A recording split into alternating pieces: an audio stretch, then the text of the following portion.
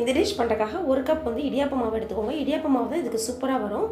அதே கப்பில் வந்து 3/4 கப் வந்து கடலை மாவு, 1 ஸ்பூன் உப்பு, கொஞ்சமாக காயம், 1 ஸ்பூன் எள்ளு, 1 ஸ்பூன் சீரகத்தை நல்லா இடித்து சேர்த்துக்கோங்க. அப்போ தான் நல்லா வாசமாக இருக்கும். 1 டேபிள் ஸ்பூன் போல் பட்டர் எல்லா பக்கமும் பரவுற மாதிரி நல்லா பிசைஞ்சு விட்டுக்கோங்க. ஃபைனலாக பிடிச்சு பார்த்தா பிடிக்க வரணும். அப்படி இல்லைன்னா இன்னும் கொஞ்சம் பட்டர் கூட சேர்த்துக்கோங்க. தண்ணி சேர்த்துட்டு நல்லா சாஃப்டான டோவை ரெடி பண்ணிக்கோங்க. நான் 1 டம்ளர் தண்ணி போல் யூஸ் பண்ணியிருக்கேன். அடுப்பில் வந்து எண்ணெயை காய வச்சுக்கோங்க. மீடியம் ஹீட்டில் வச்சுட்டு நம்ம ஸ்டார் அச்சு இருக்கு இல்லையா, அதில் போட்டு பிழிஞ்சால் சரியாகும். உள்ளே எண்ணெய்லாம் க்ரீஸ் பண்ண அவசியம் இல்லை, நல்லா ஃப்ரீயாகவே வரும். மீடியம் ஹீட்டில் வச்சுட்டு போடுங்க. இந்த மாதிரி உதிரியாக அதுவே விழுந்துடும். அப்படின்னா நம்ம கரெக்டான பக்குவத்தில் வந்து பசைஞ்சிருக்கோம் மாவு அப்படின்னு அர்த்தம். கொஞ்சம் மீடியமில் வச்சா தான் உள்ளே வரைக்கும் நல்லா வேகும். இந்த மாதிரி கோல்டன் ப்ரௌன் வந்தோடனே எடுத்துட்டிங்கன்னா கிறிஸ்பியாக அவ்வளோ டேஸ்ட்டாக இருக்கும். ஆறுனதுக்கப்புறம் செக் பண்ணி பாருங்கள்.